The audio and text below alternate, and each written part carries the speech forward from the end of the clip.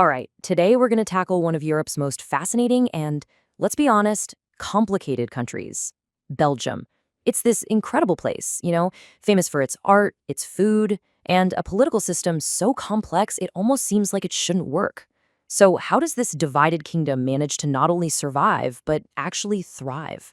Let's dive in and try to unravel the puzzle that is Belgium.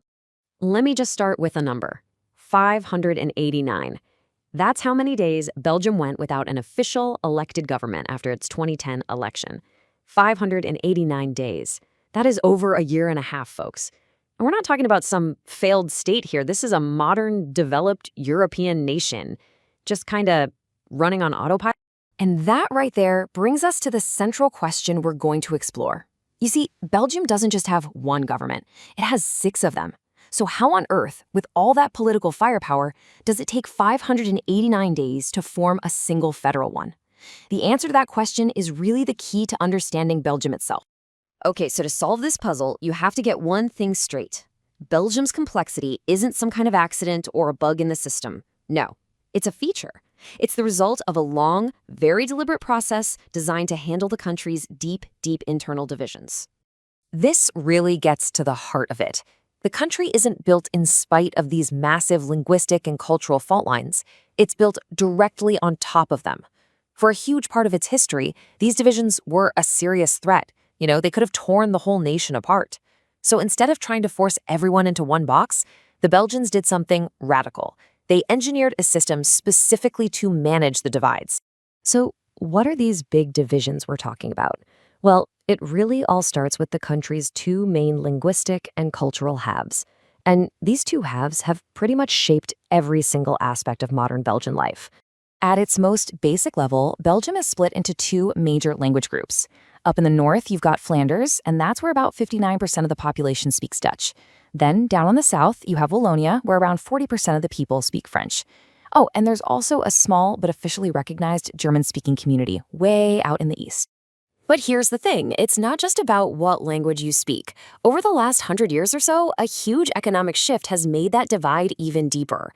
Flanders, up north, has grown into this modern, dynamic, really prosperous economic powerhouse. Meanwhile, Wallonia in the south, which used to be the heart of the Industrial Revolution with all its coal and steel, has seen its economy decline as those industries faded away. And we're not talking about minor disagreements here. As this quote points out, the tensions just kept rising, and they were fueled by these massive economic differences. It got so serious that the very existence of the country was genuinely at risk. So to see how Belgium managed to keep it all together, we need to take a quick look back at how it basically had to completely reinvent its own government over the years.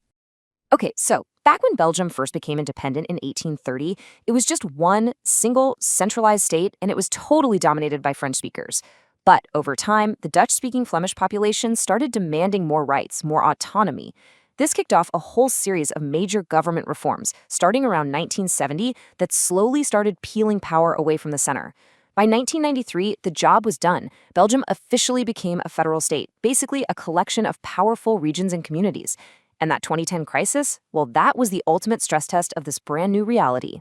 So what came out of all that history was what you might call the ultimate compromise, this incredibly complex system that was designed with really only one main goal in mind: to keep the country from breaking up.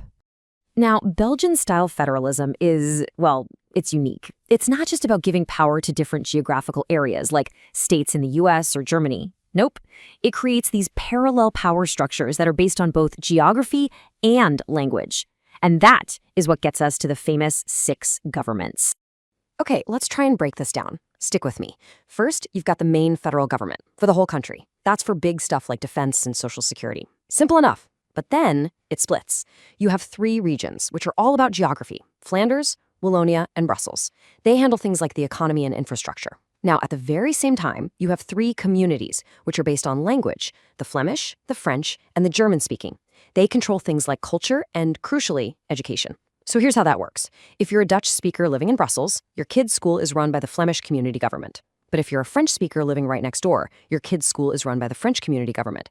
It's this wild, overlapping web, but it's all designed to give each group as much control as possible over its own identity.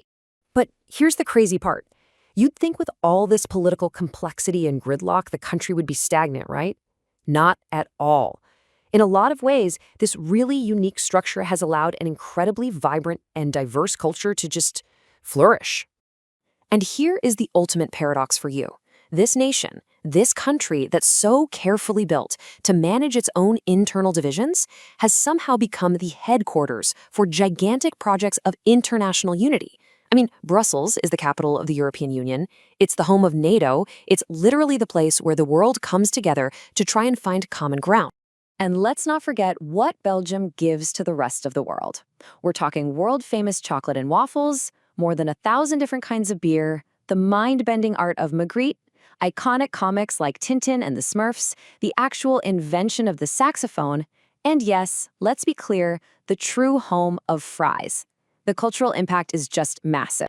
So what's the big takeaway from all this? Belgium's system, really, is a radical experiment in deep democracy.